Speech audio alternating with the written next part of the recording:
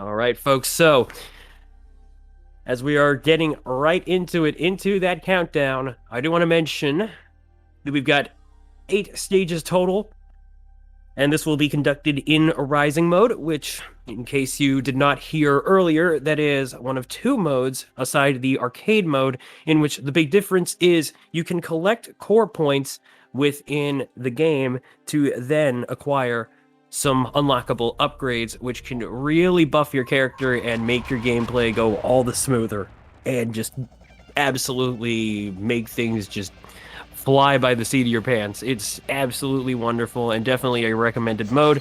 I will say that the amount of grinding put into this should not be understated though, as even with the recommended grinding spot within stage 2, the amount of time it can take to get that many core points to get just about every upgrade you need to in one fell swoop, if you so choose to do it that way, can be quite a bit. I should know myself, having had to work out all the upgrades for Bahamut. And then as for the playable character, though, we are not seeing Bahamut or Crystal, who are the 2 that you would normally witness within the base game. Sayori here is one of 3 playable characters that get added on through the DLC packs. This alongside in-game boss Leviathan and a certain fella who seems to be rocking some hella epic shades, as well as one heck of a pompadour. And I'd say he's kind of cool, just from what I've heard. I've got a question about the characters actually. Absolutely, shoot.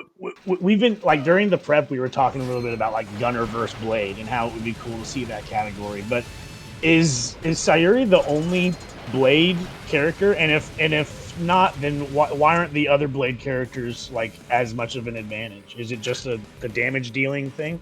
Right, I do believe Sayori is the only Blade character present, at least to my knowledge anyway. I don't believe that our Pompadour fella happens to wield the same sort of weapon, as it were. So Gunner versus Blade, would everybody be picking Bahamut, or is like what are the other Gunners? What are their advantages? So Bahamut is a very well-rounded and maybe more offensive-based sort of gunner. Crystal is, at least in base value, 1 point of HP less, but is generally faster in terms of movement speed. So, to my understanding, I guess to each their own, but I do know that Bahamut is like the general gunner when it comes to that sort of spiel. Leviathan, unfortunately, is a much more difficult gunner character at that, lacking some of the upgrades, such as the tough guy one, which, as I had explained within the previous race, that is one of the ways that you can circumvent the take a hit, you lose a gun power-up, but it only applies to damage taken that does not result in a knockback. If it is a knockback, you will lose the gun in that slot. Other than that, though, aside from Leviathan not having that on his lab list of things to get, he also only has a singular space for a special gun power-up, so you can't even switch those out. And so that definitely would put him way out of the mix of a properly competitive gunner versus sword sort of spiel. Thank you for such a wonderful answer. Y'all, let's get some major props in the chat for Steve for covering this for us. We've been trying to get this event going, like hardcore and hardcore uprising, together for over a year now, and what's mainly been holding us back is getting someone solid on comms. So not only did Steve fill a gap, but he's like bringing like such a game to it that I probably shouldn't have even have told you all that, but it doesn't even like detract from the event at all. That like, you know, like it's so awesome that that you're doing such a good job. Also, you're gonna make me blush. Oh, good. Blush, man. You're doing great. While I'm here, yes, Gabriel, it is me. I'm Stormy. Hello. I was just kind of looking at the chat. I figured we could have some fun with these folks. Sure, absolutely.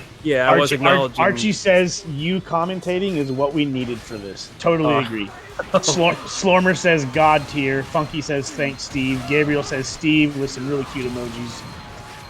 You're doing great, man. Thank you. Making it stormy in the Tempest. I see what you did there. Okay, Just so in the where are midst we of at now that. here? Right, They're so at the, this is the mid-boss of the stage. So once again, it's a bit of a two-phaser. If you were to see the bomb strafe going off with the phase one thing, it's just super simple. It always repeats with a low strafe and then a high strafe.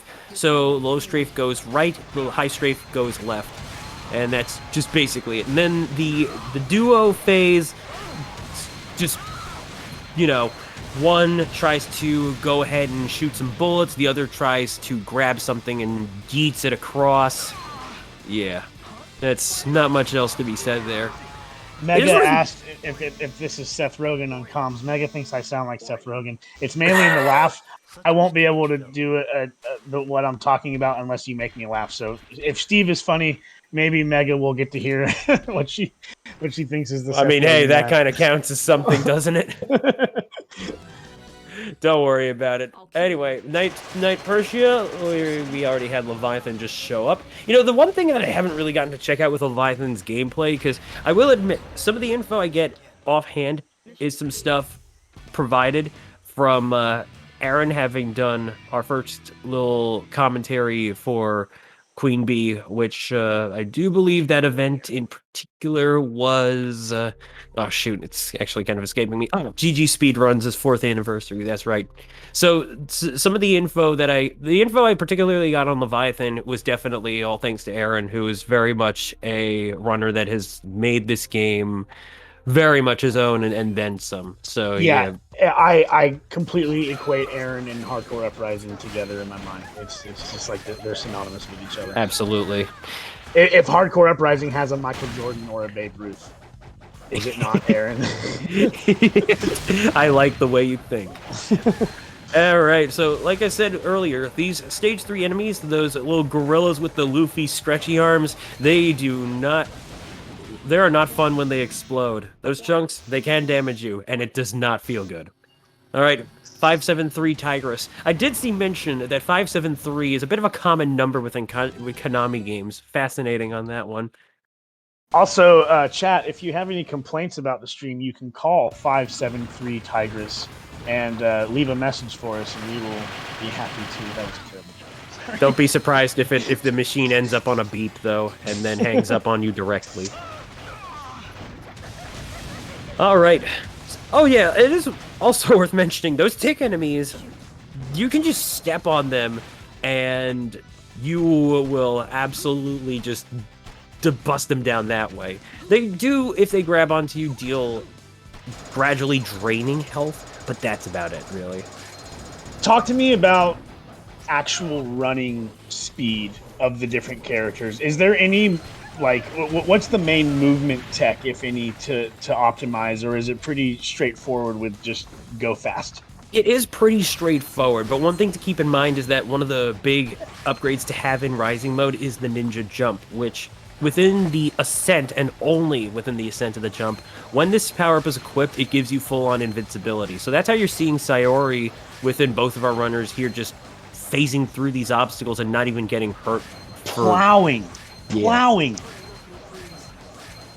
absolutely. All right, shoutouts to the waterfall drop. Yay! Some of the moments in this game with what I've played kind of remind me of when you play like a Metroid, when you're the like at the end of the game and you're like the fully powered version of Samus, and Oh, yeah. it feels like you get to play a Contra game with something like that. It's pretty fun. I would not disagree with you there at all. I will say that one of the things that can definitely make you feel that way is if you especially know how to have those action chips going, which some can be a bit situational, admittedly. Some of the actions involved we really wouldn't necessarily see. There was the obstacle tackle, which usually applies to only the sandbags, but the nice thing about it is by doing that, it turns the sandbags into projectiles that can actually damage enemies, so that's always neat. It's not always going to give you an exact spread, as in sometimes enemies are just going to be in a different position, and you know what, that's just how it is. The usual launching of those sandbags are pretty much in given directions, though, so whenever you see them fly in those three directions, you can rest assured that's usually how it's going to be. All right, nicely done. These two have finished off the Draconis fight, and now we are moving on to Stage 4, excuse me there. I got a bit of a hiccup there. All right, so Central Highway. Now, I'm going to say this. I don't usually put this into account, but if I had to make a guess, I would imagine that Aaron is potentially within the lead. Remember, those load times are purely deceptive, especially with the way that we officially time this game. But I imagine if those two were very close to each other within the Draconis fight, then there is no question in my mind that Aaron must be going just a little bit faster. How much entirely, we'll have to see soon enough. But for the time being, actually, it is possible to see their total times as they are. So at the end of the level, while they do skip the results screen by default because they're trying to be courteous of like RTA and stuff, it is possible to get a good idea of how one runner is doing before we move on to the next level. So, yeah, keeping that in mind, yeah, I would definitely say Aaron currently has the advantage, but that of course can change. All right, now though, Kadroh has entered that first little mini boss fight. Little drill car just going bye-bye, and we jump right over it, no problem. Are there any runners on the board who have essentially done their same route and same strats, but on different consoles to just simply compare what their run is like with that in-game versus real-time? I would say more than likely with Aaron's case. I wouldn't know for sure about anybody else. I could potentially take a stab and say maybe our good friend the Phantomire, because he is also someone who has dabbled with this game. In fact, Sir Lurpy and Phanto have found at least one or two strats that have been used by both of our runners. I do believe. Oh, nice! Shoutouts to Phantomire and Slurpy Ninja. That's awesome. Good snag on that info, Steve. That's cool. I definitely would say this is some of the stuff we've seen in Stage 7, if what I remember from Aaron is correct. All right. Other than that, though, definitely a game that it's not necessarily out of discoveries. I do think Aaron may have found something a little bit more recently this year, in fact. So who knows what else we could see out of a little bag of tricks from this game for us to take advantage of going faster. Anything can happen, I'd like to say.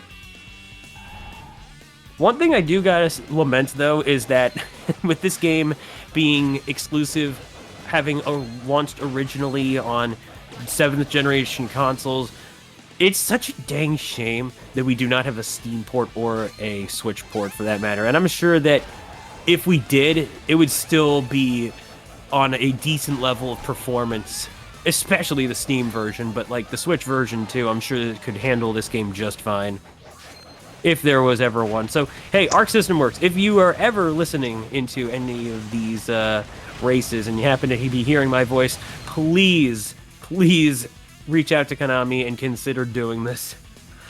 I appreciate you very much putting in the rollback netcode for your current fighting games. Believe me, I'm sure the fighting game community would absolutely agree, but yo, you did good with Hardcore Uprising. I'd love to see a little more of a modern release. That Jeremy, said, though, go ahead. No, you first. Jeremy in the chat says Aaron's been trying to find more strats too. I've been watching many hours and running this game this year. Aaron streams this game so consistently that I can almost like when I'm talking about this game, I mainly just pull up Twitch and assume that he's on. So I can show it to whoever I'm talking to. More times than not, that's been how I've shown this game to people. Is because I know that Aaron is live and I can just go to Twitch. Yeah.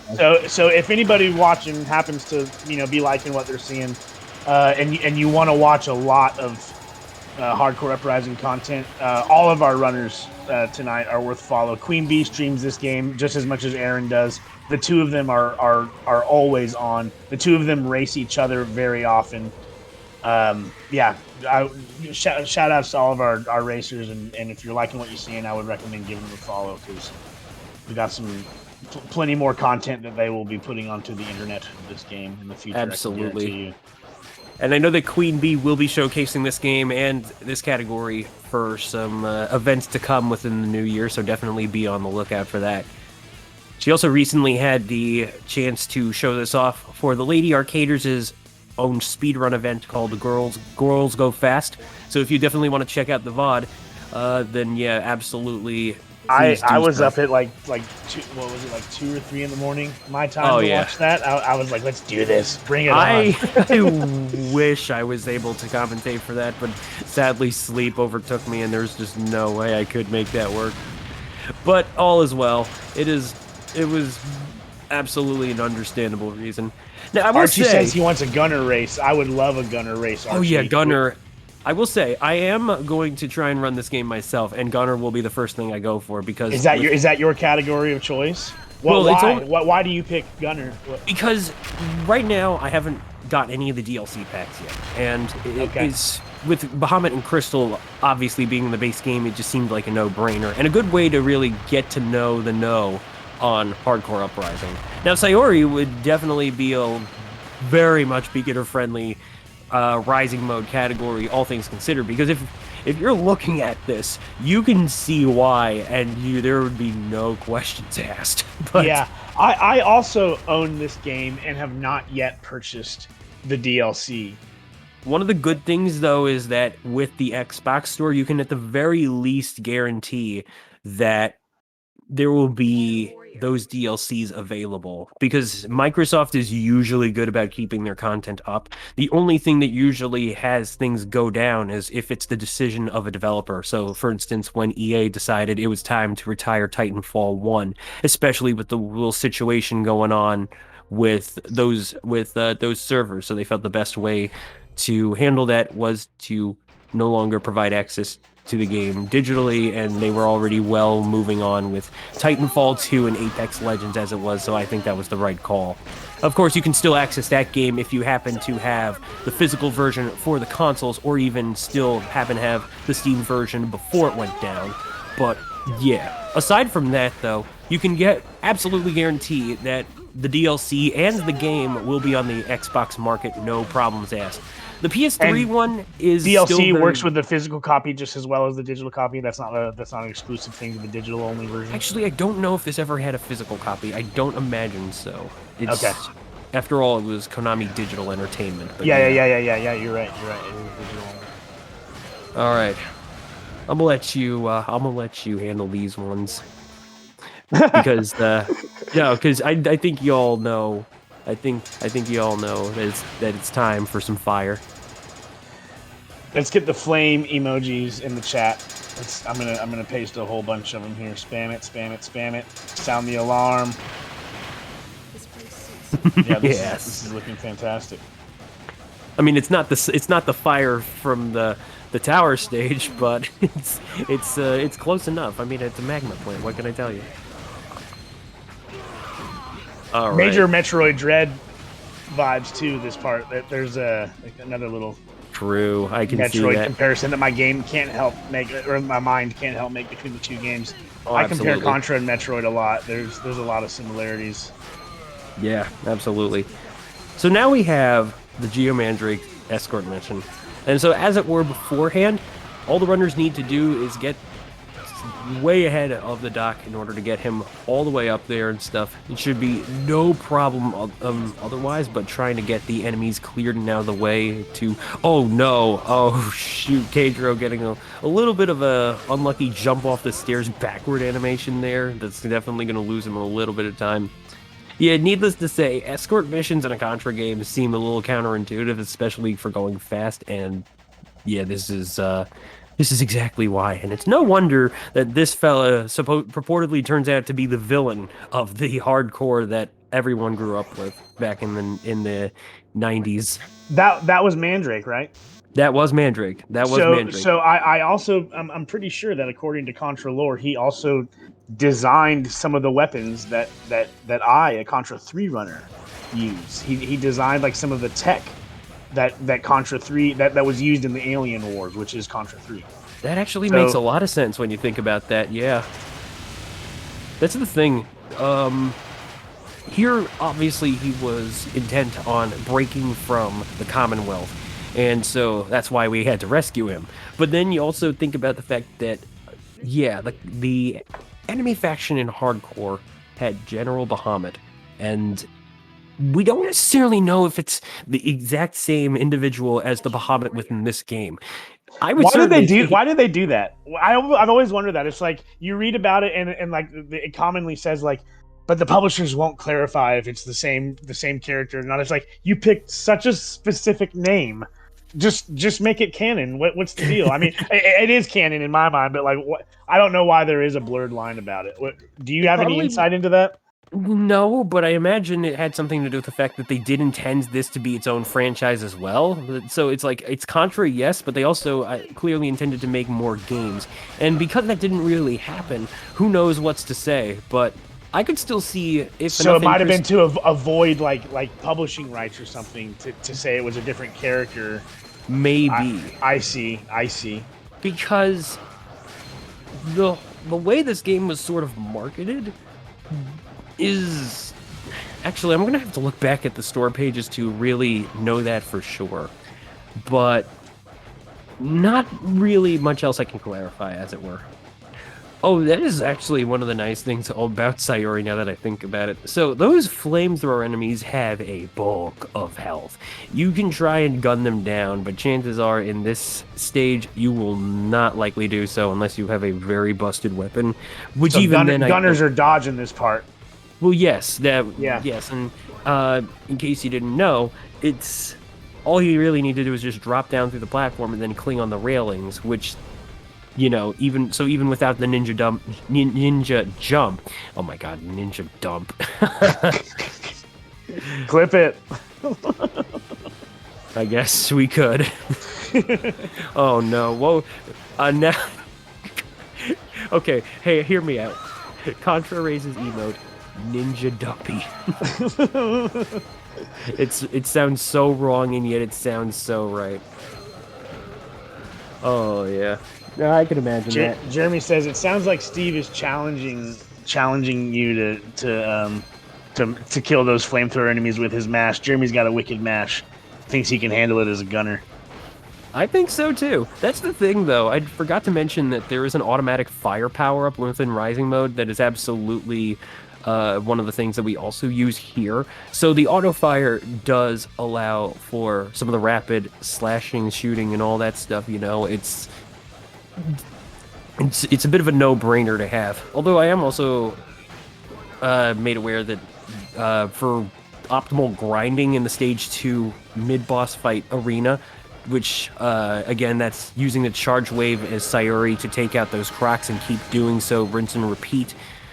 And then if you were to use a gunner, that would be heat plasma, which you can do it however you so choose. Like, you can use the range attack from any character and they'll all still share the core points, but then that's also one of the downsides about the lab is that they each have different buy sets, so you still have to get core points in order to be able to unlock different characters' as different abilities, and that can be a bit of a hassle. I know I'll say this, I am a Devil May Cry runner, and I know within the community one of the daunting things about well, maybe not necessarily daunting, but one of the things you got to keep in mind within DMC 4, or not 4, 5, is each character has their own different buys. So yeah, I think you get what I'm going with. So resource management, yeah, basically. Just as a traditional Contra runner, it's just something that's so outside the norm,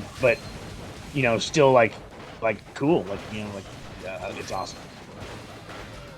Game fits very well within the being Contra, but something fresh and new. Right. All right. So, not really much left within the game, as it were. And Haunting Dante. this Sorry. is true. No, it's no problem. Let me think about this next one. Marty, we were saying that earlier. A Steam release of this game is so, yeah, it would be very much appreciated. I mean, if you had to think about it, I could see it happening within a secondary Contra collection. Take all of the stuff that hasn't been put into the first one, including, and hear me out, Rebirth. You got to throw in Rebirth as well.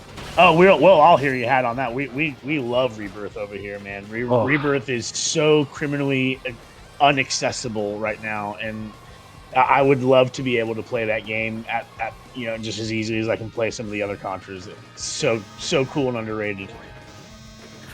Oh yeah. Archie says Rebirth also needs release. Totally, Rebirth is a must. Says Jeremy. We love all Rebirth.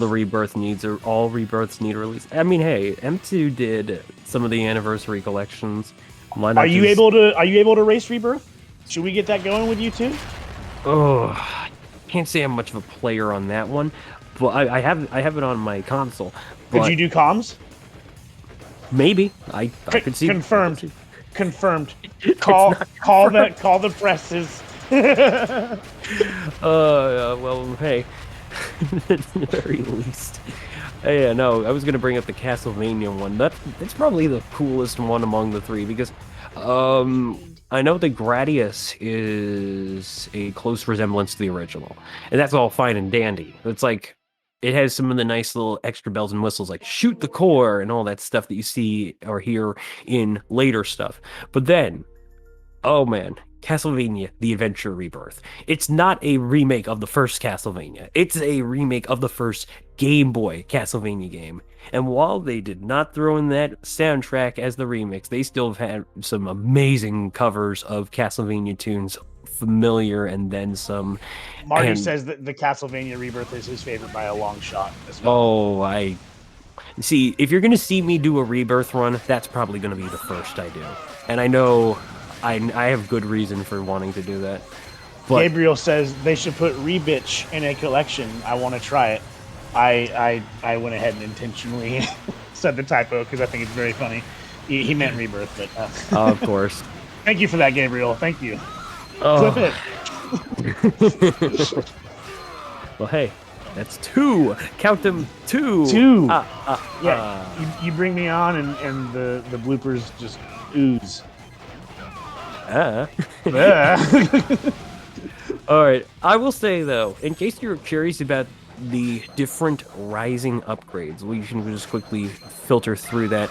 There's the action ships, which again, there's 6 of them, or no, 5 of them, and the results screen will also show you how many times you've done that, assuming that you have not game overed anywhere, or rather ran out of lives anyway by the time you completed the level. There's the amount of maximum lives that you can increase, or sorry, yeah, maximum health points, but also, yes, maximum lives. And the one that especially comes into play is the Uprising R, which is what gives both of these fellas 30. Obviously, another call out to the Konami code, a very loving reference. Then there's also stuff like Speed Boost, Speed Run, Speed King, Speed Queen. This can increase your movement speed, your dashing speed, your wall climbing, hanging, all that stuff. There's extra air boosts. Normally you only get 1 air boost, but now you can do 2. Double jumping, I do believe, is a given within the game initially, so the air jump plus 1 would therefore give you a triple jump. And I already did mention the ninja jump as well. For the gunners, there's instantly giving the gun power-ups their higher level versions, and there's even giving the laser or ripple gun within the empty slots when you start a level. Look at that gorgeous background. This is seriously just a pretty game. I'm sorry to cut you off, but No worries. That city landscape. We see city landscapes in several other Contra games. Yes. And that, like, this game's version of that is just a sight to behold. Here comes some missile riding, which is another thing that we're familiar with as Contra fans. I was just gonna say, it's all thanks to Arc System Works. They just make some beautiful stuff, and yeah, enough said, really. Oh man, makes me hungry for more. Also, just making me hungry in general. I kind of hope we go fast a little bit sooner. I'm pretty sure I just heard some eggplant coming. Oh man. Well, no worries. We'll see how it all plays out, because this is the 7th stage. Only 1 left to go. So Jeremy says he just had strawberry cupcakes. How much hungrier does that make you? Is that worse? I'm Should I fine. not have told It's you just that? a, Okay, it's he's just fine. a later He's fine. dinner. It's All right. a later dinner. What can I tell you? Okay. I should mention that Sayuri does have a few unique upgrades, particularly the samurai action speed charge, and then the blade attack buffs, which, yeah, that pretty much speaks for themselves. Other than that, the gunners have the ones focused around the different gun modes, and that's really about it. So, one thing though, Jeremy asks what you're having for dinner. Is it eggplant? Is that what you said? yeah, it is eggplant rollatini, but also eggplant parmigiana. It's just like a little something shared, really. Oh, fantastic. Well, hey, you can't have good food without a fire, and everything's on fire once again. I was gonna say, imagine cooking that lasagna over this very flame. Everything's on fire, and this is fine. But yeah, Leviathan here. We're just gonna say no. No. Gotta admit, that backflip animation though. Oh, Aaron just going, like, decimating those first few platforms and just using raw skill alone. Aaron's hungry too. He's like, I'm out of here. Let's finish this. I'm sure he already ate. And you know what? It all checks out, really. All right, Night Luna. Well, give it a moment. I'll remember. Lunata. There we go. Yeah, I like the boss queue theme for the boss nameplates of the main ones. It's just a little short and simple, dramatic cue. Yeah, it's awesome. Funky says Aaron probably both cooked and ate dinner during this race. Doubtful, but hey, that'd be a cool feat. Very nice, Funky. All right. Very nice. Moving up to the Cerberus fight. So, once again, there's a weak point on the bottom, and this boss can be pretty annoying to deal with on other modes. This poor ugly fella just is not gonna have a good time though with Sayuri. And that's all that really needs to be said. So let's see how it goes with each of our runners, who, by the way, are indeed neck and neck RTA wise. So big shout outs there. You know what this fight reminds me of? When you get the one of the blue orbs in Contra 3, and the walker legs come down, and you gotta like dance underneath them. Very, very reminiscent shape, where it's like these like a parabola of legs, and the hitbox is the boss's like core at the top of you. Wouldn't say I'm the most familiar, but I can definitely understand that. All right, let's take a look at the timing so far. A true warrior. All right, Aaron currently sitting at a 29-12, and Kadroh at a 30-51, if I read that correctly. Still pretty tight. Yeah, I would agree. And it all comes down to the battleships. Once again, we got an auto-scroller. Unforgivable. And, Now's a good time for donations. Oh, this is. oh, I wish. You have no idea how I knew. Okay, I already know that I should be avoiding that, but like, it is tempting. It is tempting. All right. Anyway, just doing some dodging. Actually, it is well worth pointing out that as far as I can see, Aaron is still sitting on 30 lives. I'm pretty sure he must have done the little death warp to avoid the helicopters. I would hope so anyway. And then it's likely that he might have picked up a couple of one-ups along the way. It's not necessary, obviously, but within the game, there are these collectible one-ups that can be hidden. In fact, there are a few hidden items out there, and it's also worth mentioning that if you like completion categories, we actually have a little something for that, particularly in the star chips. Within each of the 8 levels, there is a hidden star chip, and once you collect it for the first time in your file, the game will actually tell you you've had the star chip. Of course, if you are doing consecutive runs after that, you'll still see the star chip there and stuff, but basically collect each of them, complete the stages. It's pretty straightforward as that. Chat is confirming Aaron was up to 32 lives at one point and did do death warps. That makes a lot of sense. All right, cool. We have $22 from G Guy saying my donation goes to save the animals. Thank you, G Guy. I mean, hey, I'm all about saving animals. What can I say? All right, we are nearing the end of this show, and well, it's been a fun run, but all good things must come to an end. Just like the evil at hand.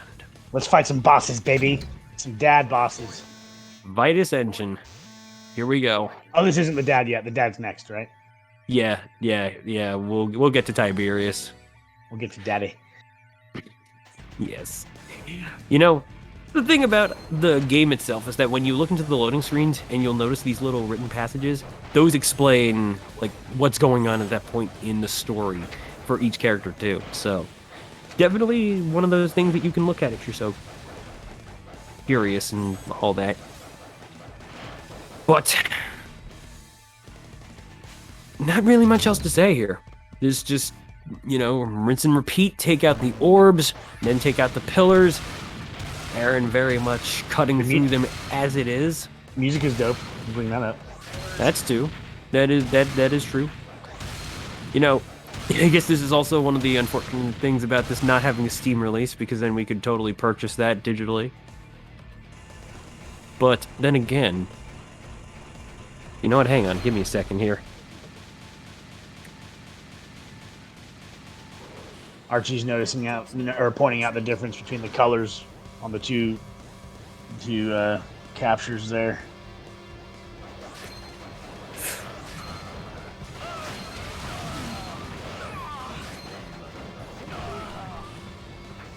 It almost seems as though there is the Konami Kukieha Club on Spotify having made a full-on album with the soundtrack.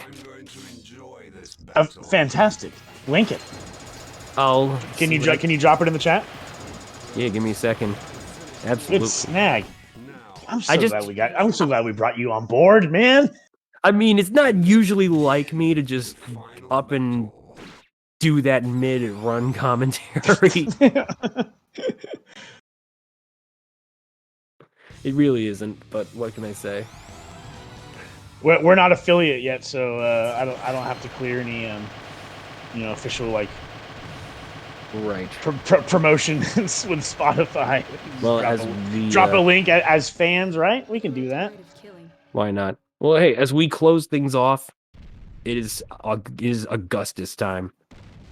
And Augustus Gloom. Just get rid of him. Down. Something to mention is that the game doesn't have where he goes into a bit of a stagger animation when his health does run out, and then you got to hit him one more time after the animation is done in order to then change things up. It's just like an actual, thing within the game. But then, of course, he's not quite dead just yet. In fact, he changes even further to go beyond his level of mutation and enters Tiberius Invictus. Here we go. Second time around seeing this boss within tonight's event. All it comes down to is striking the chest as many times as you can once it comes into view. Of course, when you see him in the far zone, that is not going to count. There we go. Aaron getting the first chance he gets and just takes it downtown to Pain Street, and there we go. Well done, Steve. Well done. It was all Boom! impromptu. There goes the dynamite. And Kadroh as well. All right, both runners are coming up to that final helicopter grab.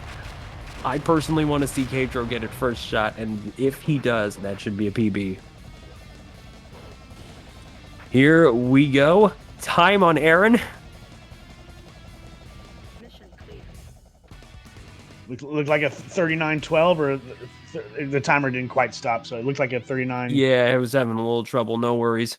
I think I saw 39-12 or 13.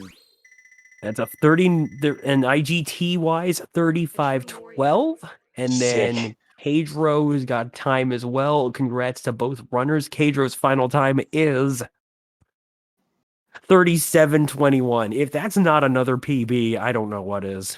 What two PBs in a race event? Oh my Could it be? god! We'll have to see what Kadroh. We'll have to see what Kadroh says because I don't know for sure. Oh, okay. Well, then again, oh yes, no, because in order for Kadroh to have gotten that final time the first time around, yeah, no, that's a PB. All right, well, let's wrap this up. GG's to Aaron, our winner, and GG's to Kadroh, our second place participant.